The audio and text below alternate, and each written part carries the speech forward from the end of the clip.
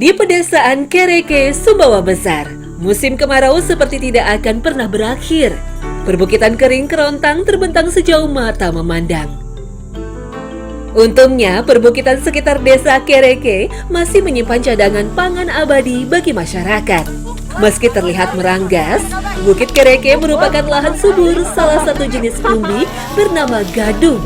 Namun untuk mendapatkan umbi yang tumbuh liar ini tidaklah mudah. Apalagi ketika puncak kemarau seperti ini, tanah perbukitan sangat keras dan harus digali dengan peralatan khusus.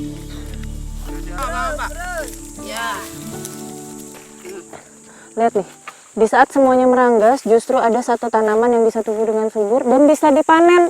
Ya. Jadi tadi saya agak bingung juga ikut ibu mau panen gadung.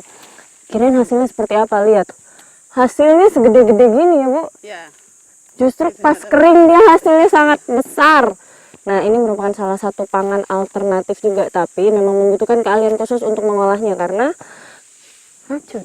Racun. Gadung adalah salah satu jenis umbi yang kurang populer, disebabkan karena kandungan dioskorinya yang tinggi. Dioskori adalah jenis racun yang dapat menyebabkan gangguan metabolisme tubuh dan juga saraf manusia. Namun, umbi gadung juga memiliki banyak manfaat. Selain sebagai pangan alternatif, gadung juga sering dipakai sebagai bahan insektisida alami. Kandungan tertinggi umbi gadung adalah kalori. Nilainya mencapai 100 lebih kalori per 100 gramnya.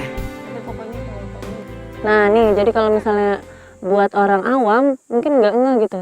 Tapi kalau misalnya mau dilihat lebih dekat, betul, ada durinya nih. Jadi kalau misalnya dia ini tertutup tanah, nah terus ini ada pohon duri-duri begini, nah itu biasanya ada banyak ya Bu. Nah kan beda nih sama yang ini, sama ini sorry, dengan ini batang keras begini. Jadi kelihatan lah.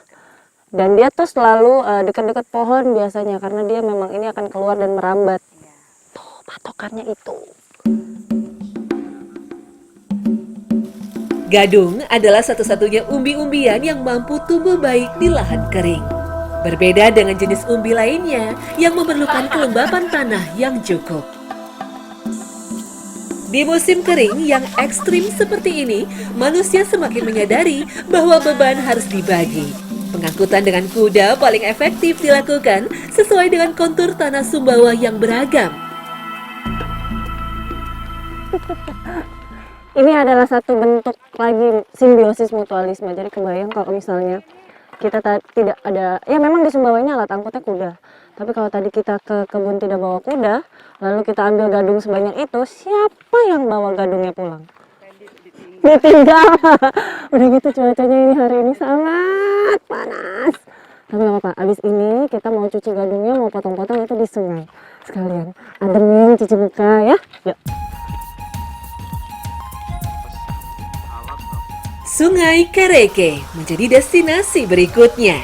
Sungai berair jernih ini selalu mengalir sepanjang tahun. Ibarat oase, Sungai Kereke menjadi pemersatu banyak kehidupan yang didera panas ekstrim.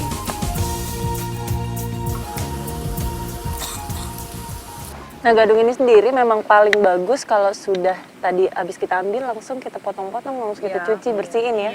Langsung kupas karena kalau misalnya ditunggu-tunggu besok dia punya racun malah semakin mengendap. Nah, ini bukti kalau misalnya gadung ini memang keras ya, sangat tajam di tangan aja. Dia punya getah bikin tipis ya Bu.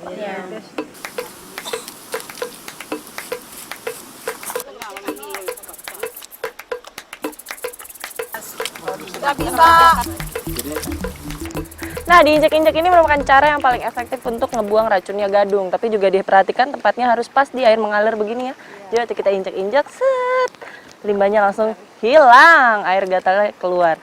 Tapi walaupun air getahnya juga udah keluar, racunnya sudah lumayan hilang, tetap aja kalau kita tidak terbiasa itu akan gatal nih. Lihat, kaki saya sudah merah-merah begini. Ih, ini pakai apa obatnya?